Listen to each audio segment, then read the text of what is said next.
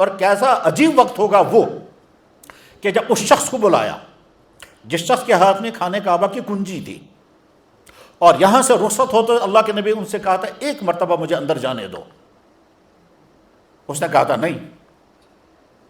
کعبے کا کنجی بردار جس کے ہاتھ میں کعبے کی کنجی تھی، اللہ کے نبی اسے کہہ رہے مجھے ایک مرتبہ اندر جانے دو. اس نے نہیں دروازہ کھولا، اندر نہیں جانے دیا. ٹھیک. اور وہ غم لے کر اللہ کے نبی یہاں سے رخصت ہو گئے، آنکھوں سے آنسو گر رہے تھے، اور مڑ مڑ کر کعبے کو دیکھتا اچھا اس نے مجھے اندر نہیں جانے دیا. اور اس کی بظاہر کوئی امید نہیں تھا کہ آئندہ کبھی واپس آ سکیں گے یا نہیں.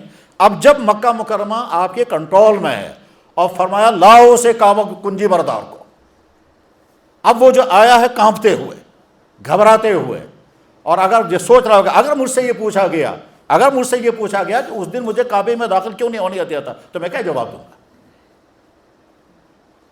لیکن آپ نے یاد دلایا. چنانچہ وہ آیا وہ شخص اور کہا تھا یاد ہے تمہیں میں نے تمہیں کہا تھا کہ ایک مرتبہ مجھے کعبے میں اندر جانے دو، تم نے انکار کیا؟ انہوں نے کہا جی.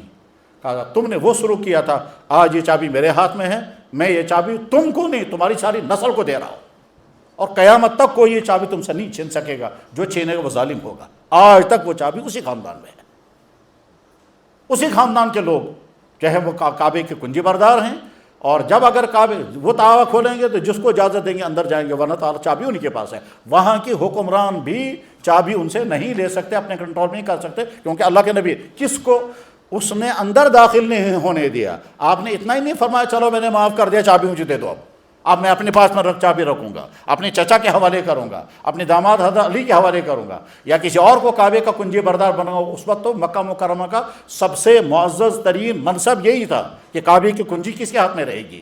تو وہ معزز ترین منصب آپ نے اپنے لیے، اپنے کسی صحابی کے لیے، اپنے کسی رشتہ دار کے لیے نہیں فرمایا میں تم کو معاف کرتا ہوں، چلو چابی تمہیں ہی دے رہا ہوں، تمہارے سارے خاندان کو.